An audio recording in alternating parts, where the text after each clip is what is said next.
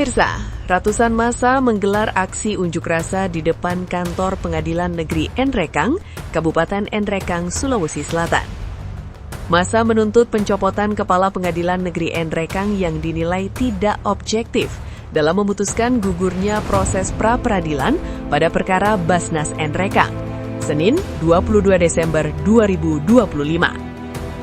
Massa dengan lantang menyuarakan tuntutan agar Kepala Pengadilan Negeri Nrekang, Fauziah SHMH, dicopot dari jabatannya karena dianggap gagal menjaga independensi dan objektivitas lembaga peradilan. Berikut laporan lengkapnya yang diliput langsung oleh tim liputan Melo TV News Ombas Nrekang.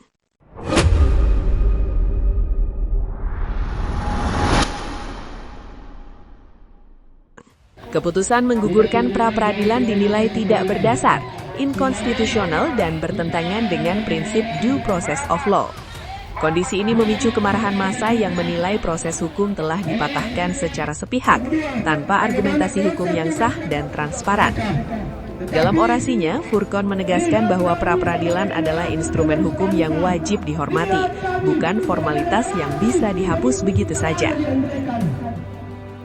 Bertindak dalam hal ini dalam posisi dua hal yang ingin saya kemukakan posisi saya. Pertama, ini juga menjadi konferensi pers resmi kami selaku kuasa hukum para pemohon yang kemudian disidangkan sejak tanggal 15 dan berakhir pada hari ini.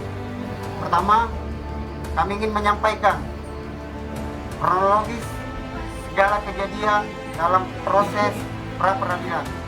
Pertama, kami mengajukan permohonan melalui sistem sejak tanggal 9. Lalu kemudian kami juga melakukan upaya agar pra-peradilan ini terbuka dipantau oleh Komisi Yudisial.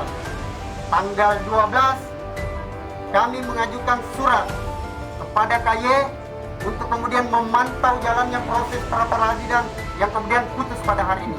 Karena kami sudah menduga bahwa apa yang akan terjadi jauh sebelumnya, kami sudah paham bahwa putusan inilah yang akan lahir. Lalu kemudian pada tanggal 15 terjadilah proses sidang perdana sampai pada tahap pembuktian. Lalu kemudian yang ironi adalah dalam proses perjalanan persidangan pra-peradilan di tanggal 17 dengan raut ketakutan Kejaksaan Negeri Nrekang mengajukan permohonan pelimpahan di mana hari yang sama pada tanggal 17, lalu kemudian Pengadilan Negeri Kota Makassar menerima permohonan tersebut.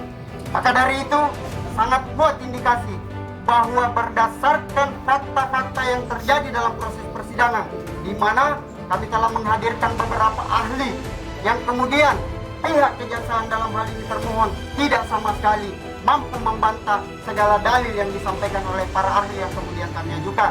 Yang kedua, bahwa dalam proses pra-peradilan sama sekali pihak kejaksaan dalam hal ini termohon tidak menghadirkan saksi yang menguatkan apa yang kemudian mereka putuskan.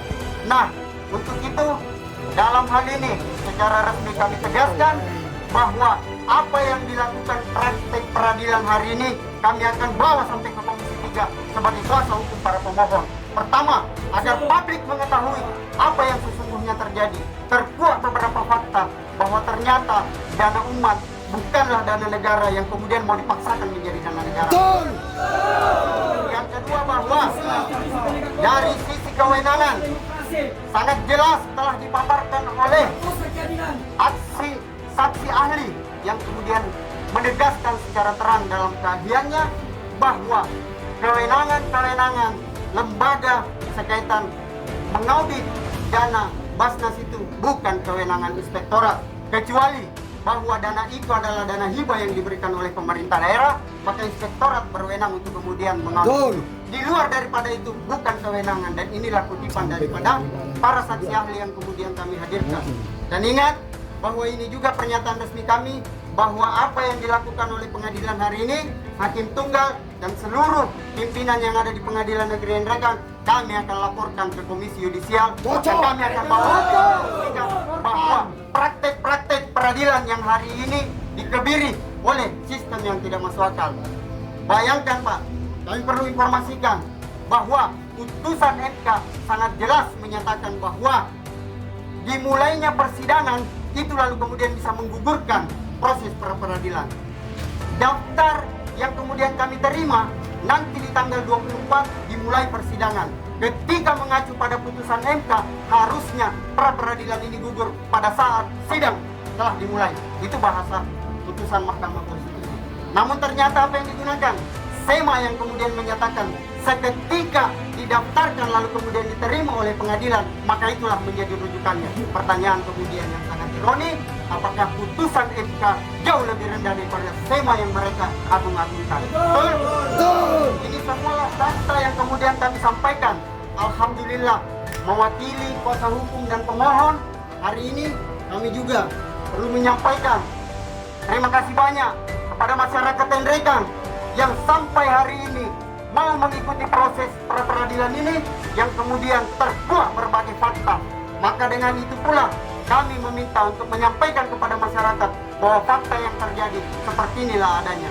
Lalu kemudian yang kedua, saya mewakili teman-teman kuasa pemohon berterima kasih kepada Polri yang sampai detik ini kemudian mengawal aspirasi masyarakat dan mahasiswa serta kami selaku pemohon. Ini adalah bukti bahwa semua elemen masyarakat menginginkan proses ini terbuka kepada publik. Apa yang menjadi fakta, apa yang menjadi kegelisahan, dan apa yang menjadi kecurigaan kita sejak awal itu terbukti pada putusan hari ini. Pra-peradilan berfungsi sebagai mekanisme pengawasan terhadap tindakan aparat penegak hukum agar tidak bertindak sewenang-wenang. Ia menegaskan bahwa putusan Mahkamah Konstitusi bersifat final, mengikat, dan berada di atas surat edaran.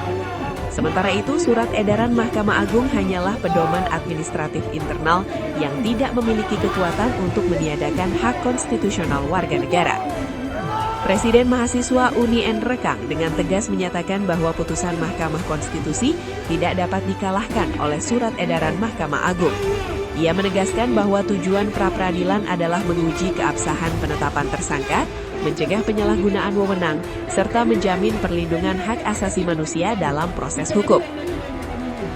Masa aksi juga menyoroti tindakan Kejaksaan Negeri Enrekang yang dinilai tidak etis dan syarat kepentingan. Di tengah proses pra-peradilan yang telah resmi berjalan sejak 15 Desember 2025, berkas perkara justru dilimpahkan secara cepat ke Pengadilan Negeri Makassar pada 17 Desember 2025. Saya hanya menanggapi bahwa hari ini agendanya adalah pembacaan putusan.